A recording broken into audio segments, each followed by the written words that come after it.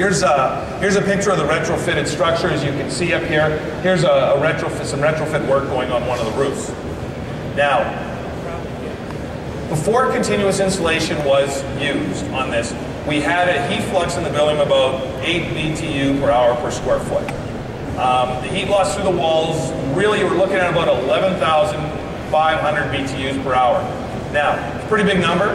That means we can just put that just look at it in terms of magnitude, because I won't put a dollar figure to it, but what we did is we went back to the building, we insulated the building. We put 5 inches of Thermax on the walls, we put 7 inches of Thermax on the roof.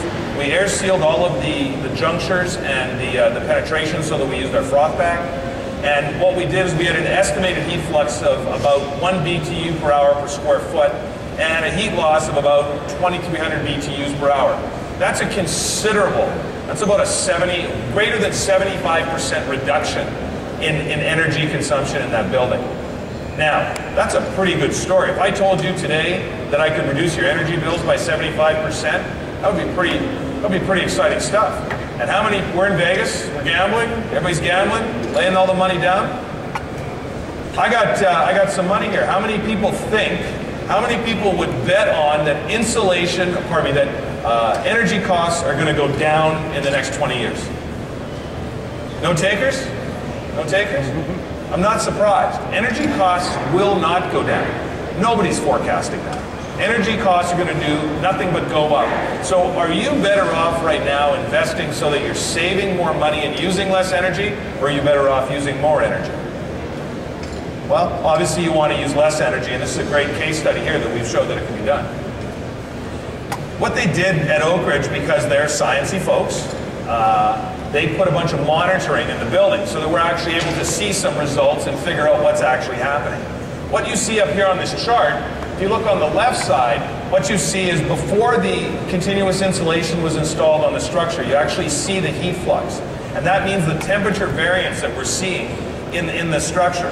If you look at, there's a pretty big swing there. That's a lot of delta that we're seeing. So that's a lot of energy loss.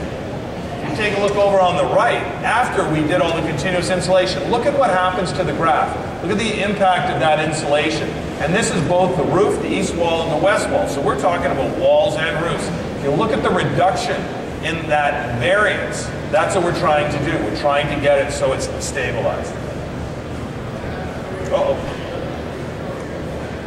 I lost it. There it is. Okay. So we can actually look and measure this. What we did is that we went in and we reduced the heat loss through continuous insulation by greater than 8,000 BTU per hour. When you're buying your energy, you're buying it per BTU, or you're heating by BTU. So after CI, we were able to drop that down around that 2,000 mark. Well, now, let me bring this all back. Okay, now I've talked a lot about insulation and not very much about solar, which is kind of why we're here. Why are you talking about this, Arnie? Well, I'm talking about this because I'm talking about making your building more efficient. So look at what would happen, my gain, if I was using solar. Now, I'm looking at a greater than 4,000 BTUs that I am now not utilizing out of my solar. So my solar now is all of a sudden going to be a lot more beneficial. I'm going to be able to get a lot more. I'm going to rely less on grid power. I'm going to be able to now have that solar working better for me, and my return on the investment in solar is going to be greater and faster. Well, if we take a look, and they're still at a negative. If you take a look at that before you put the solar on, you're actually still at a loss. You're still going to have that large delta between the amount of energy you need and the amount of energy you're producing. What you're doing by putting that continuous insulation on is you're greatly closing the gap and putting that money back in your pocket and doing in my opinion, a really nice thing for the planet. You've actually got a positive envelope gain. So we really want to get to that so that what we're able to do, I'm not saying that you're going to go to net zero on this, but you're going to come a lot closer to balancing your intake and output than you will if you did nothing to your building. Now let's take a look at what the codes tell us. If you went to 2 inches of CI, which is what the code would have required, as you can see. Before, we're up over 10,000. without any code-approved building. If we went to the current code with 2 inches of CI, which would have required the R13, well, we would still be in a bit of a deficit position.